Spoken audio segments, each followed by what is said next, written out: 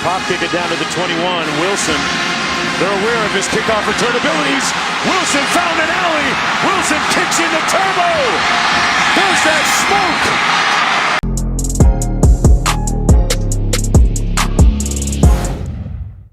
smoke. What's up, everyone? It's your boy Malik Wilson, aka 4K GOAT. I'm not in my kitchen anymore. My mom got mad at me being in the kitchen, so I ran out into my dad's man cave, and that is the setting that we are in right now. So, this video is going to be about my life as a CFL athlete, playing in the CFL, the life of a professional athlete. I've been getting a lot of DMs, a lot of requests to make this video to give you guys, insights on what it's like to be a professional athlete. Playing in the CFL. I don't know if you can see that. But yeah, so be sure to like, comment, subscribe. I hope that all you young athletes go out there and chase your dreams. There's money to be made out here. And yeah, let's dive right into it. First off, I'd like to say shout out to the Saskatchewan Roughriders for giving me, a young kid, a chance with this the dream and an opportunity to play as a professional athlete, especially coming from the HBCU. We don't really get a lot of recognition, and nor do we don't get a lot of recognition, nor do a lot of talent get to make it out. There's a few Aggies out there right now doing their thing on the NFL stage, representing HBCUs very well. Like I said, HBCUs don't really get a lot of attention and the recognition that they deserve. And the guys that are in the league right now, the Tariq Cohens, the Tony McRae's, Brandon Parker, Daryl Johnson, Bam, they're all, representing in the NFL league very well. But like I mentioned in my first video, I wasn't, granted the opportunity to play in the NFL, but I was granted the opportunity to play in the CFL. And so I'm going to tell you about my life in the CFL, my experiences, what it's like playing in the CFL, and, still giving you that feeling of what a professional athlete goes through and the life of a professional athlete, really. So, all right, a little funny story before I get into this whole thing. Rewinding it back to when I first got the call from my agent and all the stress I went through, trying to get to Canada. So my agent, he calls me, at about 9 o'clock. Can't remember the day. He calls me at about 9 p.m. And he was like, Malik, man, the Saskatchewan Roughriders, they want to pick you up. They want to sign you. This is a great opportunity. You need to take it. And so I was, without hesitation, I'm like, yeah, definitely taking this. So the following day, I talked to the GM, which is the general manager for the team. And, he's all excited, telling me, we want to bring you on board. I'm all excited, like, I'm ready, all this other stuff. And he was like, I'm going to, fax you over your contract and let you know what the contract looks like, let you and your agent and your family look over it, read over it, and, the following day, let me know if you want to accept it. And so, of course, like I said, we went over the paperwork, all that other stuff. We signed it. I only had, 5 days to prepare to move to a whole nother country. I mean, granted, Canada is connected to the United States, so it's not like you're going across the water or anything, but it's still so I live in North Carolina. It's like me moving to California in a matter of 5 days, trying to pack up my whole life and move to California. And so imagine that stress times 2 because you have to move to another country. So I began packing my bags, getting all my essentials, getting the clothes that I need. Canada is a pretty cold place, so I was trying to, pack jackets and pack just necessity things that I needed and get everything shipped later on. So once I get done, packing my bags and whatnot, my mom was like, you need to call them and make sure that your passport card that you have is eligible enough for you to fly into Canada, because I feel like it doesn't work. It's not going to work. And so I called my agent and I'm like, yo, my mom was, kind of concerned about the passport that I have. She doesn't think it's going to work. And he was like, send me a picture of what your passport looks like and I'll confirm with the GM. Well, it wasn't the GM. He wanted to confirm with the travel agent to make sure, the passport that I had, which was the passport card, was, good enough for me to, fly over the border. So that went through. A few hours go by. He calls me back and he's like, yeah, it's cool. He wants you to text him the card that you have. Let him see it. Let him verify it, and make sure everything's squared away. So I text the travel agent. I'm like, this is the card I have. My mom, is kind of concerned that this won't work. And remind you, this is the travel agent. This is the travel agent for the Rough Riders. So they're used to this. He's used to seeing this type of stuff. So he texts me back. He was like, yeah, thumbs up. That card is perfect. You can fly over. You can do everything with that card. So I tell my mom later on that day, because she was out doing some stuff throughout the day while I was at home finishing up, packing and whatnot. So she comes home and I tell her the news. I was like, they said it's good. I don't need an actual passport. I sent them a picture of the card. I sent my agent a picture of the card. I sent the travel agent for the Rough Riders a picture of my card. And everybody's saying it works out. Checked out, it's good. So she was like, all right, Malik, I still don't believe that, but we're going to go with it. So a couple hours go by, and the travel agent for the Rough Riders, he calls me. And he was like, Malik, we might have concern. Let me talk to the player personnel coach. Well, not a coach, but he's like so teams have like player personnel people who work with the players basically, one-on-one and assist you and, helping you find homes and just basically find a new life outside of where you're used to being at, because that's definitely a necessity. So he was like, let me get you in contact with the player personnel person and let you talk to him, see if everything works. Remind you, this is the travel agent guy that I'm talking to.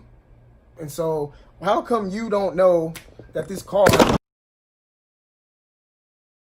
How do you not know that the passport card that I have doesn't work?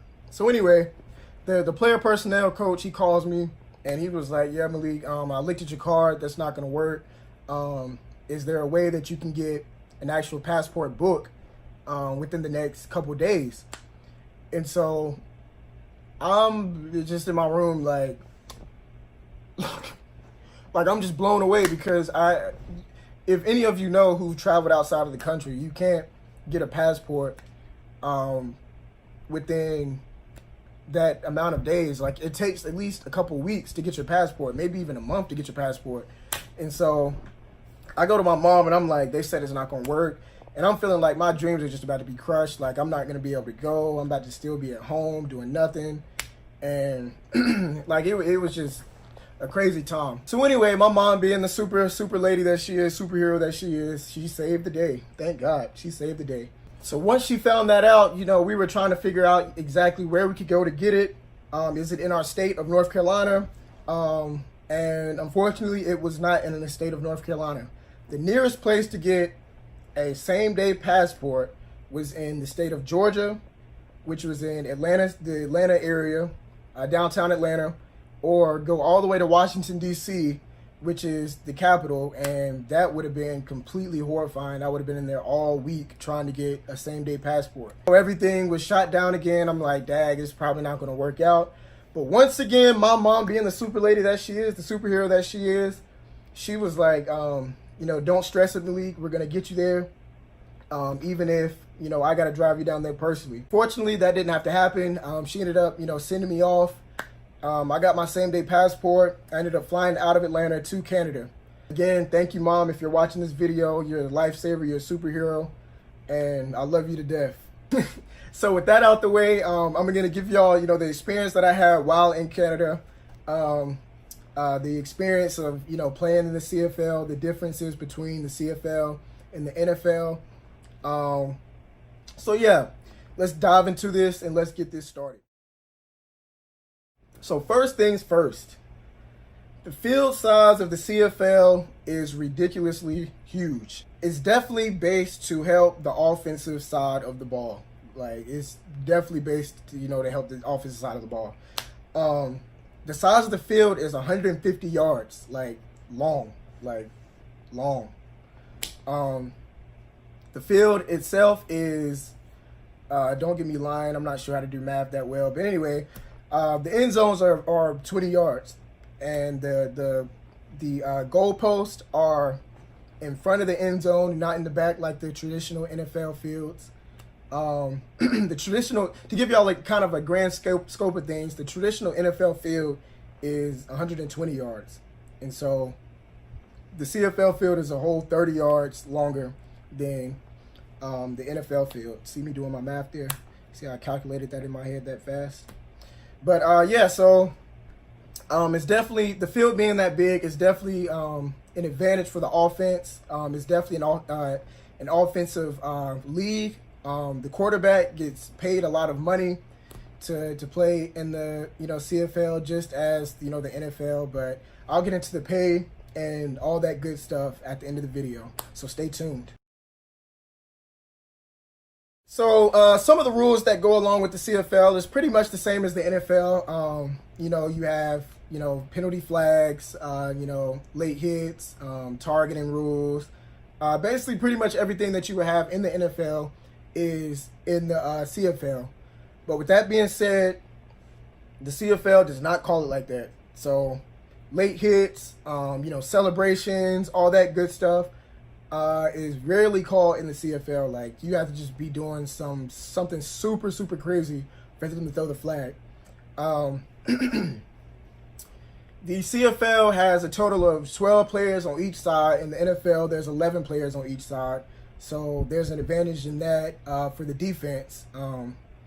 The defense has a lot more players on the field, so for the quarterback to try and read and analyze that coming from America, it makes it extremely difficult for especially an American quarterback who's not used to seeing 12 players on the field. But yeah, in the CFL is a total of 3 downs. In the NFL is a total of 4 downs. So in the CFL, it definitely, for the defense, in that sense, is an advantage. And for the offense, it makes it a little bit more hard to advance the ball and score. You have a smaller chance of scoring and advancing the ball. With that being said, with it being 3 downs, that means that there's a lot of special teams being played. This league is definitely, like I said, it helps the offensive side, but it also is a special teams league. And that's, a perk for somebody like me. Playing at A&T, I was a wide receiver, and I played as a kick returner and a punt returner. And kick return was where I got a lot of my, bread and butter, and where I got a lot of exposure. They pop kick it down to the 21. Wilson, they're aware of his kickoff return abilities. Wilson found an alley. Wilson kicks in the turbo. There's that smoke. Touchdown. So the CFL was definitely a great place for me to be. For that purpose, the fact that I both played offense and I both played special teams. So that was a lot of the reason why they picked me up. So a lot of you young athletes listening out there, if you want to play a professional sport, even in the NFL, like, you have to be on special teams. Like, you're not gonna be able to just play that one specific special team. I mean, that one specific position that you play on offense or defense. Like, incorporate yourself in all special teams and find what you're really good at, and put that on film and get that exposure out to NFL and CFL scouts, because you're chasing your dreams at the end of the day. Another thing with special teams is with the punt and punt return teams. Traditionally in the NFL, or even in American football, the punt returner has his advantage of calling a fair catch, or dead ball, all that other stuff, rules that we have in America. And basically, when you call a fair catch, it's basically signaling the punt team not to affect the catcher who is catching the punted ball. Is telling the guys coming at him to not affect him while he's catching it. They can't tackle him, they can't do anything. They simply just have to wait for him to catch it. And if he muffs it, it's a whole nother story. But like I said, I'm not going into detail with all the extra rules and stuff, but that's just how it is in American football. And Canadian football in the CFL, there's no fair catch, there's no dead ball calls, there's none of that.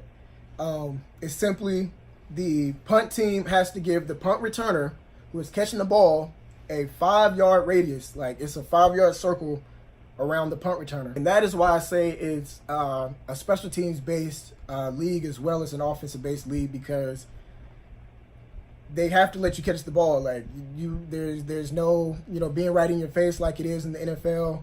In the CFL, they have to let you catch the ball, and as soon as you catch it, they can, break that 5-yard radius. But until you catch it, even if you muff the ball, like, you can go chase the ball all around the field. They still have to give you a 5-yard radius until you securely pick up the ball and it's in your possession. And so I just thought that was the craziest thing. You football players out there, you know how it is to catch punt returns. It's a little nerve-wracking, but it gives you a thrill. But being in the CFL, you don't have to worry about that. So if you're a fast guy like I am, as soon as you catch the ball, you're off to the races. And you all know what happens when you're off to the races. He's igniting the crowd. Malik Wilson, nobody gonna catch him. Touchdown, 99 yards. So this next part right here is basically about, just being a professional athlete in general. Like I said, I came from an HBCU, North Carolina A&T State University. And I love my HBCU to death. I love, playing there. I had the best times of my life there at school. But the money isn't, always there. And especially being at a black college in general, it's not a lot of money being dished back into the school itself, and especially athletics. And so everything that you get as an athlete, more specifically, is basically, brought out the mud. You grind it for it. You take your little bit of gear that you get, during camp, and you try to let that, ride out into the end of the season. And you're just like a kid who's just happy to have what he has because you've never seen better. That is definitely different playing as a professional athlete. While playing in the CFL, like, I got so much stuff, it was ridiculous. Like 3 pairs of cleats, like 4 pairs of gloves. You get like girdles. You get, undershirts to wear, shirts to wear outside of the locker room, shirts to wear out in public. You get, sweats, flip-flops. You're getting team shoes. You're getting, iPads for your playbook. So it's definitely different, as far as an HBCU standpoint, as far as, gear. We definitely didn't have an iPad as a playbook, in college. And so that was, I'm all about being organized. So that, just took me off the roof. It made me want to learn the playbook even more, aside from, trying to win a position and win a job. But that made me want to, learn the playbook even more. Alongside, we did have a big, playbook that we had.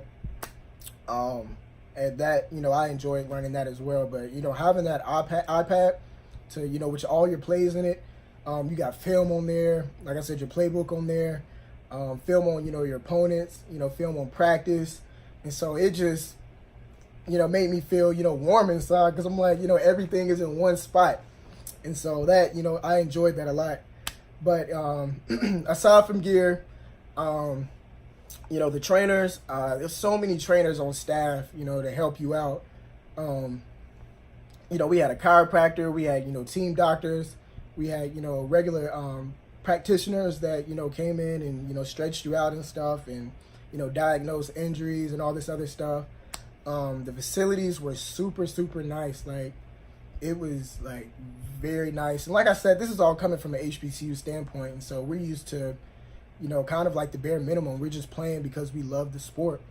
And so, like I said, if you went to like an Alabama or a Clemson, like, you're definitely used to this stuff already. But a young kid like me, myself, and I, we didn't experience that.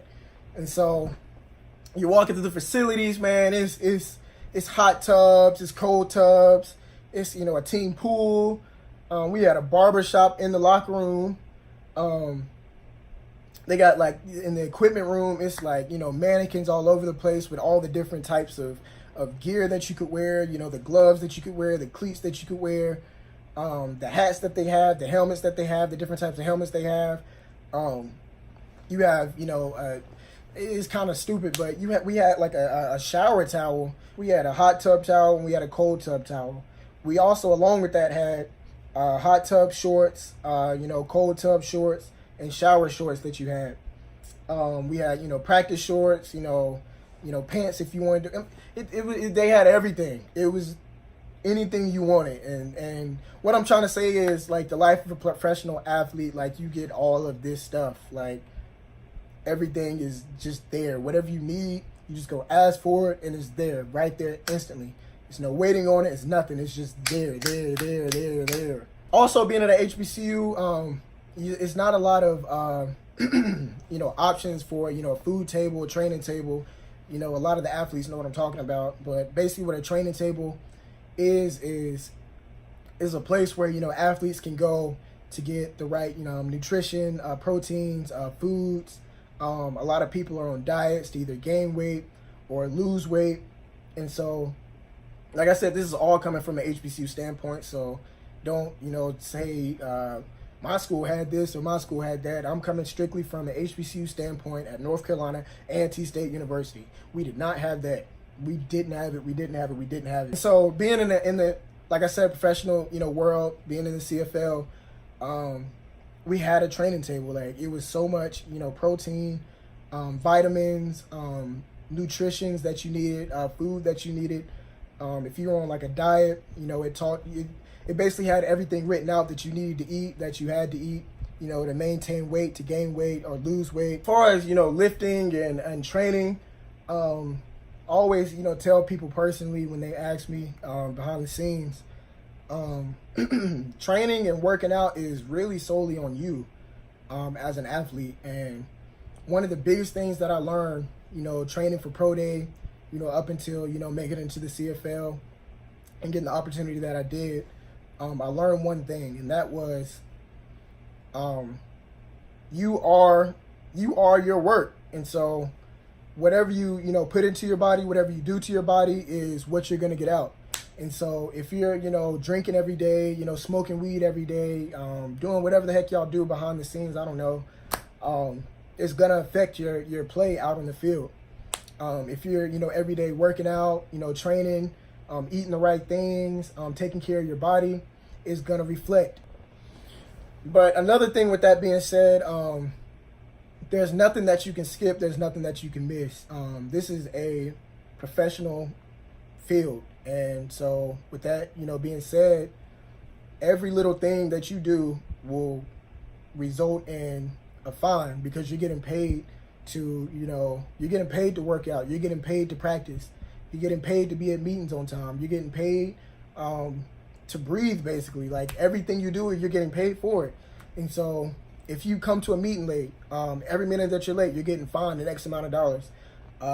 If you miss practice without, consulting a coach or, the GM or somebody, a personnel that needs to be told, then you're going to get fined. You miss a workout, you're going to get fined. If they tell you to wear something and you don't wear it, you will get fined. And lastly, the one thing that everybody wanted to know is how much do you get paid as a CFL athlete? And, everybody has all types of rumors, being a professional, athlete, it's the glory and the shine of you making these $1 million checks and whatnot, but that is wrong with the CFL. CFL, I think the highest player is, like I said, the quarterback, and he's making might be making 1.5 million or something like that. But long story short, I was making 85,000. Like I said, which isn't a lot compared to playing in the National Football League, which is America. But I was making 85,000 Canadian dollars, which was decent.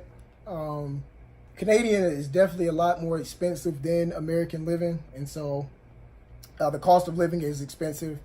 But like I said, making 85,000 anywhere is a lot of money compared to somebody making that in a year. I was making that in 5 months, and so it was a blessing in itself. And that was truly motivation.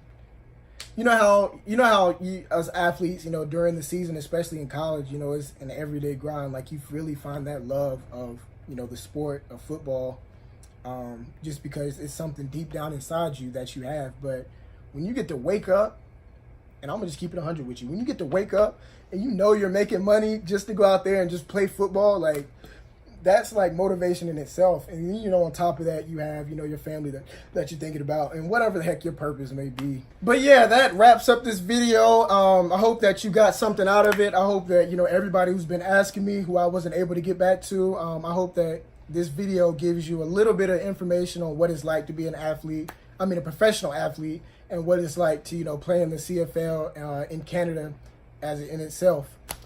So yeah, you know, all of my, you know, athletes out there that, you know, watch this video, follow my social medias down below, and you can ask me anything. I'm, you know, always, you know, willing to help. I might even pull up, you know, on you, and we can have a little workout session or something, teach you, you know, some tips about wide receiver skills, and teach you some, you know, kick returning things that, you know, I use that help me to be in the, you know, situation that, you know, I was in and that I am in. Like, comment, subscribe, and turn on those post notifications so that you know every time that I'm posting a video. These videos will be coming more and more. I made my big announcement in my last video, so, you know, check that out.